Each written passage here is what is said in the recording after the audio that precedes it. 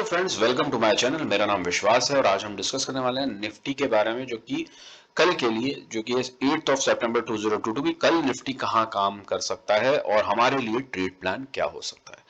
चलिए देखिए, सबसे पहले हम देख लेते हैं कि डे चार्ट पे अगर हम देखेंगे तो स्टिल मार्केट जो है अभी रेंज में हमें नजर आ रहा है। रेंज हमें थोड़ी सी यहाँ पे क्लैरिटी दिख रही है। रेंज जो है कुछ इस तरीके की बन रही है यहाँ पे, अगर आप ध्यान से देखेंगे तो रेंज जो है वो यहाँ कहीं की जो हमें नजर आ रही है। सो मार्केट जो है वो इस रेंज में रहा, ये एक एक्सेप्शनल था मूव। बाकी मार्केट जो है वो इसी रेंज में जो है ट्रेड कर रहा है। बाहर के मार्केट्स जो हैं अभी फिलहाल जो है वो नेगेटिव साइड में है। यूएस मार्केट आप देखेंगे तो डाउ जोन्स, नैस्डैक जो है नीचे की तरफ है और उसमें कंटिन्यूस सेलिंग हमें प्रेशर दिखाई दे रहा है। लेकिन स्टिल हमारे मार्केट जो है, निफ्टी जो है और बैंक निफ्टी जो है, वो बहुत अच्छा सस्टेन कर रहे हैं अपर लेवल पे।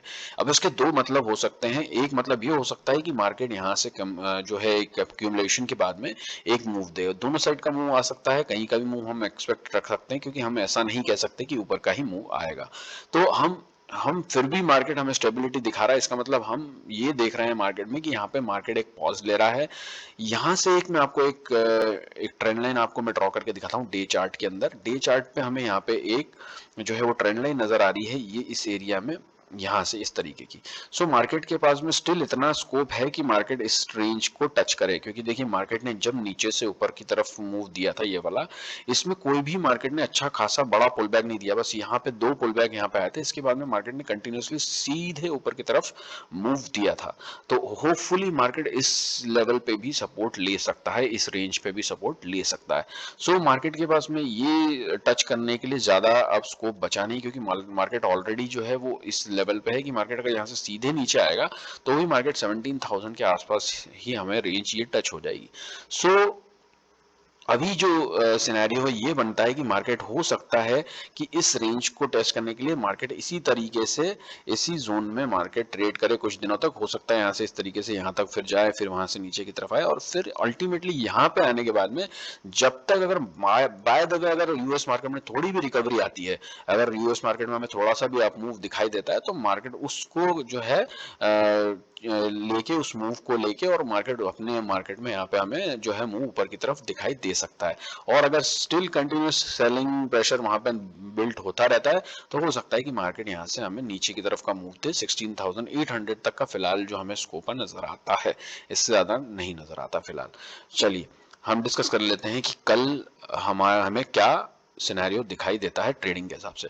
हम फिर भी न्यूट्रल रहेंगे, जैसे मैं बोल रहा हूं आपको कि हम न्यूट्रल रहेंगे। आज का देखिए ट्रेड हमने जो डिसाइड किया था, हमारा जो टारगेट था, एग्जैक्टली देखिए मार्केट ने ओपनिंग के साथ साथ ही हमारा जो टारगेट है वो हिट कर दिया, जो कि हमने रखा था लगभग लगभग 17,500 टू 17,480 के आसपास में जो एरिया था। मैंने आपको बताया था कि ये सपोर्ट एरिया, यहाँ पे मार्केट कहीं पे भी सपोर्ट ले सकता है। सो मार्केट ने क्या किया, ओपन ही होने के बाद में सीधे मार्केट ने यहाँ पे रिकवरी दी, सीधे 100 पॉइंट्स प्लस की यहाँ पे हमें रिकवरी देखने को मिली। सो हमारा ये वाला चांस तो यहाँ से मिस हो गया। एक चांस मुझे यहाँ पे दिखाई दिया था, जहाँ पे मैंने अपना ट्रेड एग्जीक्यूट किया था, जब मार्केट ने यहाँ से दिखाया कि यहाँ पे मार्केट कंटिन्यूसली, यहाँ पे मार्केट को जो है रेजिस्टेंस मिल रहा था। मार्केट यहाँ पे बार बार कोशिश कर रहा था इसको ऊपर की तरफ ब्रेक करने की, जो कि 600 के आसपास का लेवल था। यहाँ पे मार्केट जो है वो ब्रेक करने की कोशिश कर रहा था। मार्केट ब्रेक नहीं कर पाया, यहाँ से सेलिंग जो है कंटिन्यू हुई नीचे की तरफ। लेकिन यहाँ पे आने के बाद में मार्केट में वापस से बायर्स ने इंटरेस्ट दिखाया और मार्केट को ऊपर की तरफ पुश किया। सो ये वाले एरिया में जहाँ पे ये प्राइस एक्शन यहाँ पे जो मुझे चेंज होता हुआ नजर आया, सो मैंने यहाँ पे एक ट्रेड एग्जीक्यूट किया था इस रेंज के ऊपर। तो मैंने यहाँ का एसएल लगाने के बाद में यहाँ से इस तरीके से मैंने यहाँ पे एक ट्रेड एग्जीक्यूट किया था, और मेरा टारगेट मैंने यहाँ का ही मेरा बुक किया था 1:3 का।